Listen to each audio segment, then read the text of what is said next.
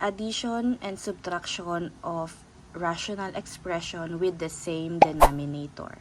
So, simple lang naman mag-solve ng same denominator. So, as you can see, A over C plus B over C is equals to A plus B over C. Ibig sabihin, ito yung susundin nating formula kapag addition and same kapag subtraction. Okay? Okay, for example, x over 5 plus 2x over 5. So, kapag same denominator, always copy the denominator.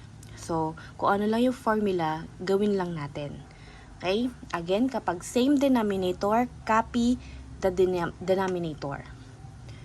So, ito si 5. Kapag ganyan kasi, dinidivide or minumultiply natin yan both by 5.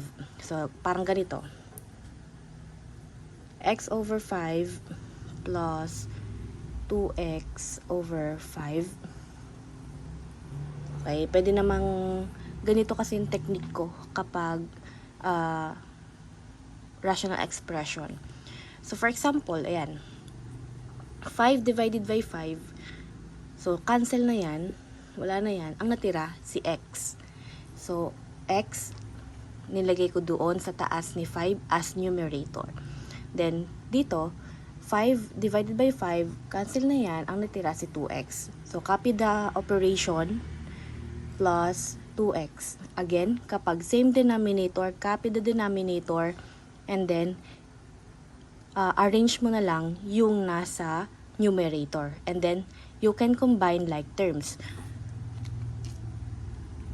Again, kapag parehas, combine like terms na. So, x plus 2x over 5.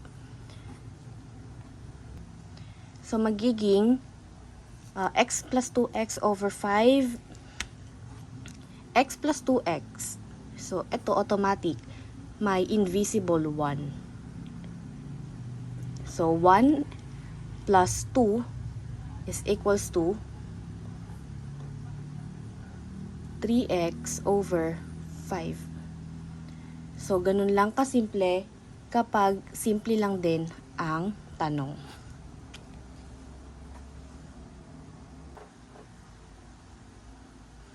Next, 5x over x minus 1 minus 3x over x minus 1. So, again, same denominator. Kopyahin lang natin. So, x magiging x minus 1. Then, bring down na natin si 5x minus 3x. 5x minus 3x. Kuha po.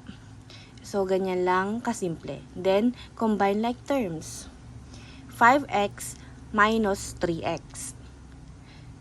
Okay, so, positive 2x. Dahil mas malaki ang sign ni 5 kumpara kay negative 3. Kaya, positive 2x over x minus 1 ang sagot. 3x over x plus 3 minus x minus 6 over x plus 3. So, copy lang natin si denominator. So, x plus 3. Then, bring down 3x minus, then, separate muna natin kasi,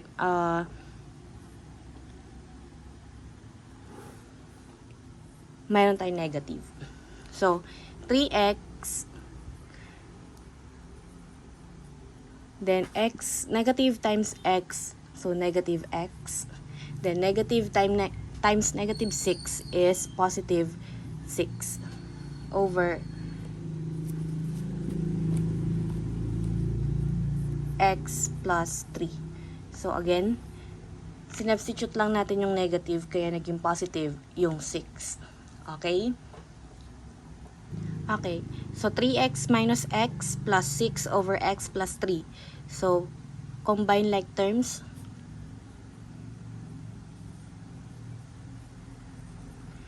So, 3x minus x, again, meron yung invisible 1. So, 3x minus 1, so, magiging 2x. So, wala namang kaparehas o kamukha si 6. So, copy na lang natin, plus 6. So, the answer is 2x plus 6 over x plus 3. Since, kaya pa itong i-factor out or i-simplify, factor out natin si 2x plus 6.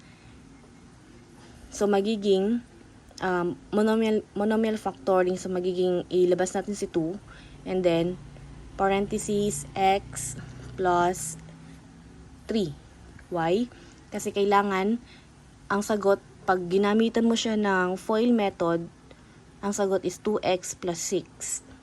Kaya, 2 times x plus 3 over x plus 3.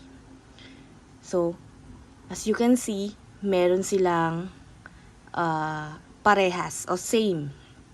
So, kapag ganyan, cancel, cancel. Then, kung ano natira, yun yung sagot. So, the answer is 2. Ganun lang kasimple ang addition and subtraction of rational expression with the same denominator.